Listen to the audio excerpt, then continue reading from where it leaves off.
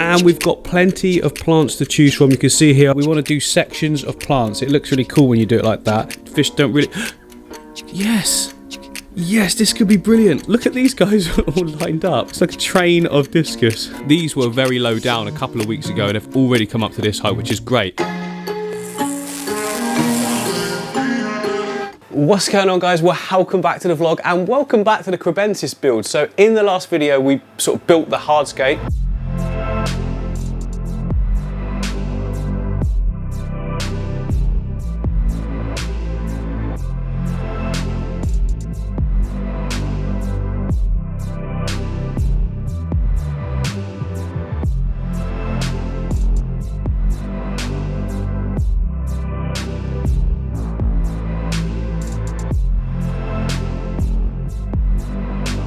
And in this video, we're going to be planting it. Let's just crack straight on, there's loads to do. So yeah, the tank above the Kribensis is the aquarium aquarium. Oh, there he is.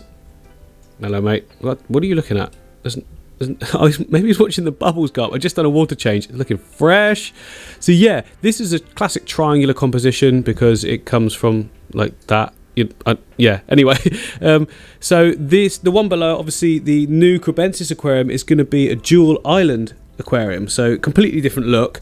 Now with this one, it's quite sort of wild looking, but I want to do something very, very different in the Kribensis tank. So in the foreground, I just want to have greens, like little bits of detail, maybe dwarf hairgrass, Aleopsis brasiliensis, that kind of thing, Hydroculture Japan dotted around. Again, keeping those areas where we think that the fish are going to sort of take residence, which they probably won't because that's what we want to happen.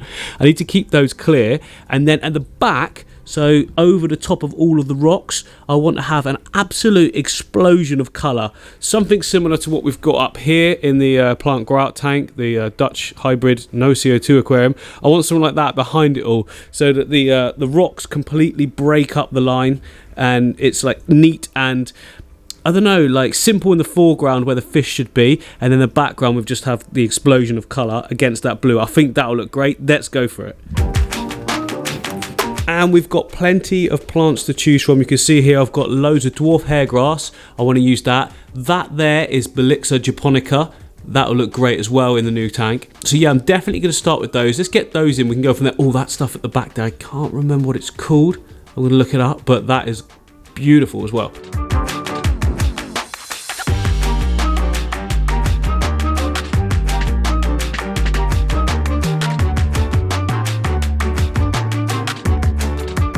So to prepare the dwarf hairgrass is really, really easy. All you want to do is just snap the outer ring, sort of curl it, and then you've got all these different little sections you can break bits off of inside. Look at that, perfect. Just split it at the base and pull it up and it breaks away perfect.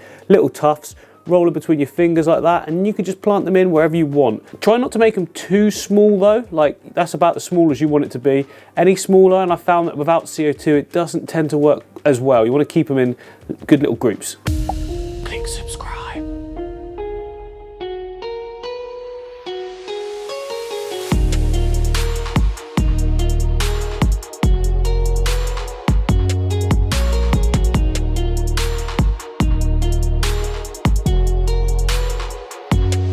Oh yeah, that's looking really sweet. Now I think I just want to fill up this area here with water just so that everything's kept moist. I don't want this stuff drying out. Dwarf hairgrass dries out really, really fast, so I just put the water level up a little bit and then we can start getting to work on the background areas. I'm not sure if I want to do anything on the rocks yet. Do I want to put any mosses on? Maybe interlace the Hydroculture Japan? I'm not sure because they look so good. It'd be a shame to cover them up with mosses, wouldn't it? Because moss just it goes so fast. When you've got one tank and you're watching your plants grow, moss feels like it's a slow grower. But when you've got as many tanks as me, you turn around, come back to a tank in no time at all, there's moss everywhere. So do I really want to risk, you know, losing this awesome look we've got by covering it with moss? I don't think I do.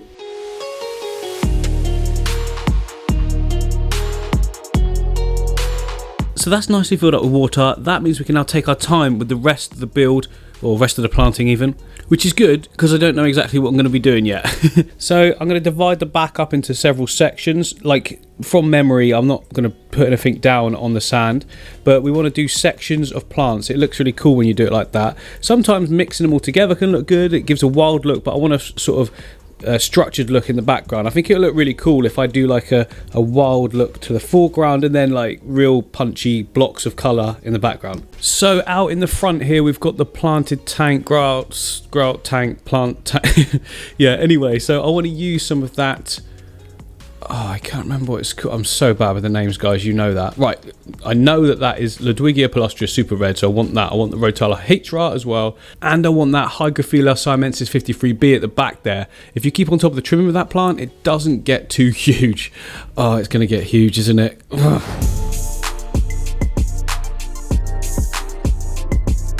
So quite a few of you have been asking for a pumpkin update. Look at this. Look, that's the first time I've seen her not vertical. Now, you can see there reminiscence of the peas. I've been feeding the peas religiously now for a while. It makes an absolute mess of the tank though, but that's fine if it's going to work. You have to do more water changes obviously. But look, she's not vertical.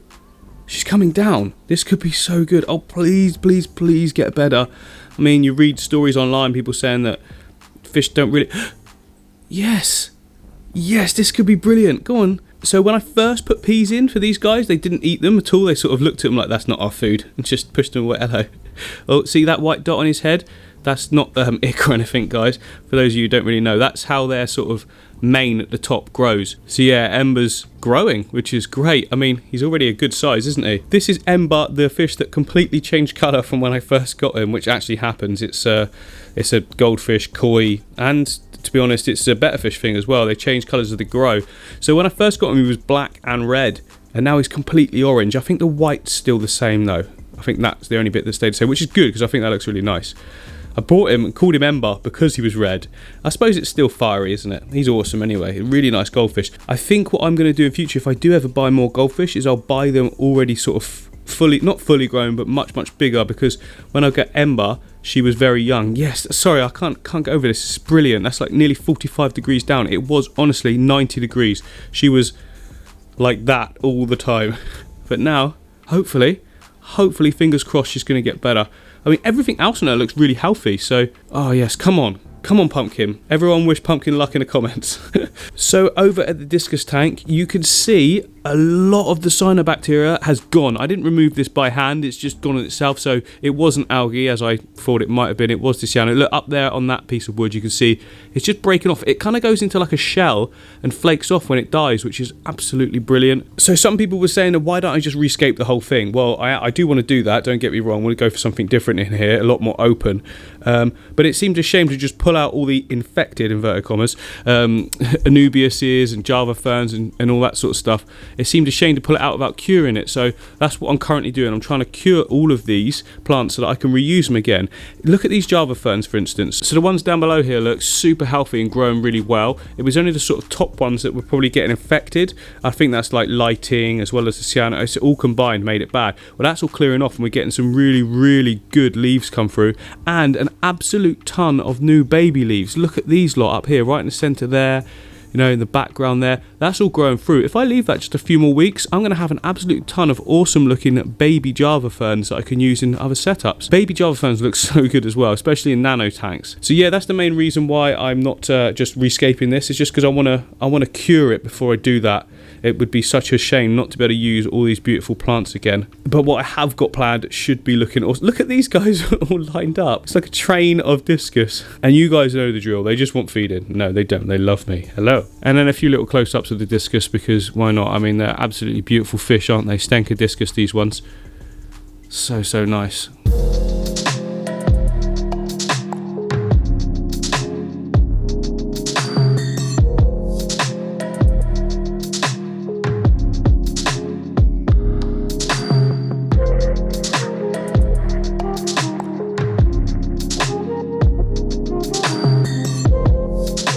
So Hygrophila siamensis 53B gets very big. That is why I placed it right at the back there. It's going to take up that whole area, so we need to give it space and not plant too near it either. There's actually more space than it looks like there. It's just that they've sort of drooped over a little bit. But yeah, they're going to get big and green. So what I want to do around that area is add in some red. So we can use the... Oh, the white balance is completely off. There we go. So the redness there of the Ludwigia palustre, that can go right next to it and that'll look really good.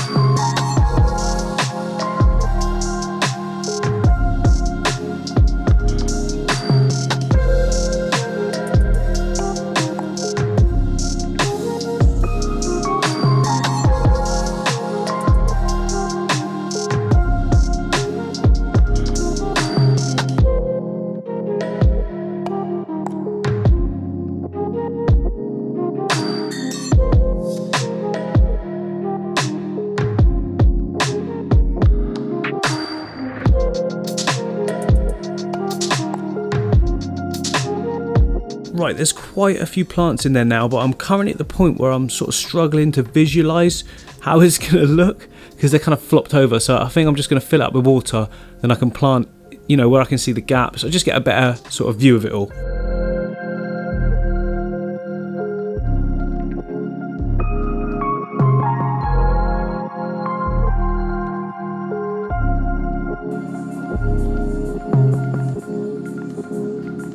Okay, brilliant. I think that'll do for now.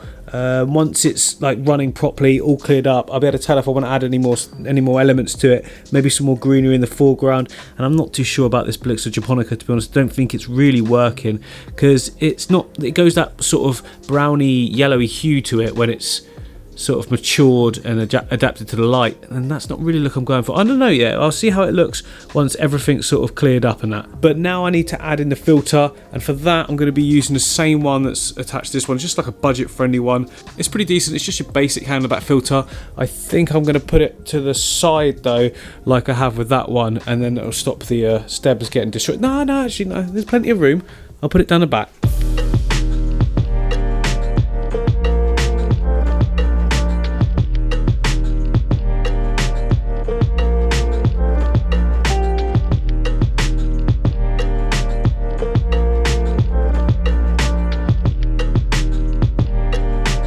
Right, it's the next day. Now the water has, well, I'd say it's like 95% clear. There's still a slight haze to it. There's bubbles all over the tank though. So even though there's no fish in here and it looks like just sand, there will still be lots of organic content in the water column from the soil that we've got underneath the sand. So it's still, on day 2, a really good idea to do a big water change. People have asked me lots of times before, why are you doing a water change? You've not even got any fish in it. And that's the reason why. There's going to be suspended organics in the water column. We want to start really, really fresh and just pull those out.